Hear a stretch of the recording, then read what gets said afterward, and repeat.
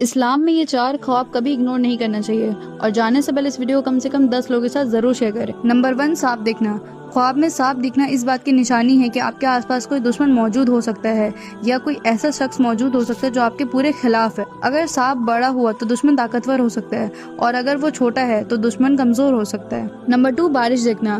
خواب میں بارش دیکھنا اکثر رحمت اور برکت کی نشانی ہوتی ہے۔ اگر صاف پانی ہے تو خوشخبری کی علامت ہو سکتی ہے، لیکن اگر گندا پانی ہے تو مشکل یا پریشانی کی طرف اشارہ ہو سکتا ہے۔ نمبر 3، سفید کپڑے دیکھنا۔ اگر آپ کسی کو سفید کپڑوں میں دیکھتے ہیں تو یہ ایک نیک اعمال، پاکیزہ اور خوشخبری کی نشانی ہوتی ہے۔ لاسٹ، کسی اپنے قریبی شخص کو مرتے ہوئے دیکھنا۔ اس کا مطلب ہو سکتا ہے کہ وہ شخص کی زندگی لمبی ہو سکتی ہے۔ خواب میں موت کی تعبیر اکثر ظاہری معنوں سے مختلف ہوتی ہے، اور یہ یاد رکھیں، ہر خوابوں کی تعبیر یقینی نہیں ہوتی۔